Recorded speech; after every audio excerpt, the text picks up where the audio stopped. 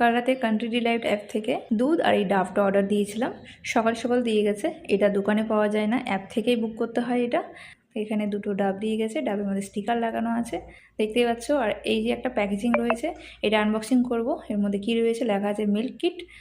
I hope যে tester কিছু থাকবে হয়তো টেস্টিংয়ের জন্য। এখানে দেখতেই পাচ্ছ যে টেস্টের জন্য একটা ড্রপ দেওয়া রয়েছে, একটা ছোটো বক্স আছে এর মধ্যেই দেখতে পাচ্ছ। যাই হোক, আমি এখন টেস্ট করবো না, ডিরেক্ট আমি যখন চোখের সামনে চলে এসছে তো আমি এটাকে গরম করবো প্রথমে দুধটাকে, তারপরে দেখবো যে এটাতে সর কেমন পড়ে। অ্যাডে তো অনেক কিছুই দেখতে পাচ্ছি, তবে রিয়াল আজকে দেখবো যে এটা কতটা কার্যকারী। যাই হোক, এখানে দুধটাকে আমি ছেঁকে নিচ্ছি। যদিও কিছু থাকে না, তার সত্ত্বেও আমি দুধ ছেঁকে নিতেই পছন্দ করি। গরম করে নেওয়ার পর এইরকম একটা পাতলা সর পড়েছে। যতটা অ্যাডে দেখাচ্ছে যে একটা মোটা সর পড়ে, তবে অতটা না হলে একটুখানি পড়েছে। তো যাই হোক, দুধটা মোটামুটি আছে। আর এখানে ডাব থেকে জলটা বের করছি। তো দেখতেই পাচ্ছ এখানে একটা কাচের গ্লাস নিয়েছি মিডিয়াম সাইজের।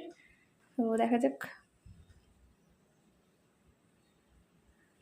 পুরো 1 গ্লাসের মতো জল বেরোবে হয়তো, পুরোপুরি 1 গ্লাস।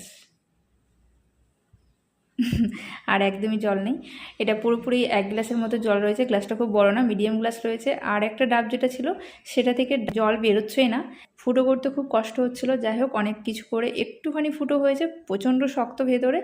আই হোপ যে এটা নারকেলে পরিণত হয়ে গেছে। তো ফুটো হচ্ছে না ঠিকঠাক, তাই জন্য একটু ফুটো করে জল বের করানোর চেষ্টা করছিলাম। জল একদমই বেরোলো না, তোমরা দেখতেই পাচ্ছ এতটুকু একটু জল বেরিয়েছে। তো দুটো ডাবের মধ্যে একটা ডাব পুরো খারাপই বলতে পারো, আর একটা থেকে মোটামুটি ভালো জল বেরিয়েছে। তো তার জন্য আমরা কমপ্লেনও করেছিলাম, তো ওনারা বলেছিলেন টাকা ব্যাক দিয়ে দেবে, কিন্তু আমরা নেইনি। যাই হোক, তো এই একটা জল বেরিয়েছে ভালো। তো জলটা খেয়ে দেখেছিলাম, মোটামুটি টেস্টি ছিল।